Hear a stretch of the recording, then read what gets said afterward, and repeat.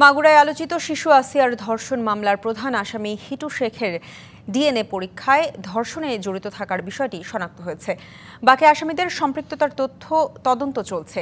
এই তথ্য জানিয়েছেন খুলনা রেঞ্জ ডিআইজি রেজাউল হক। খুব দ্রুত অভিযোগপত্র দেয়া হবে বলেও জানান তিনি। এদিকে রমজানের লম্বা ছুটির পর শুরু হয়েছে আসিয়ার স্কুলের শ্রেণী কার্যক্রম। আসিয়ার শূন্যতা অনুভব করছেন শিক্ষক ও সহপাঠীরা।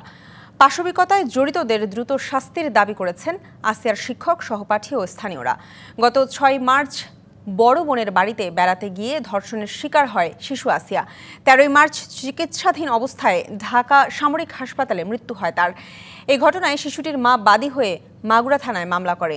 মামলায় শিশুটির বড় বোনের শ্বশুর, স্ত্রী ও ২ ছেলে আসামি হয়ে এখন কারাগারে। কিন্তু মামলার ১ মাস কেটে গেলেও আদালতে অভিযোগপত্র জমা দিতে পারেনি পুলিশ।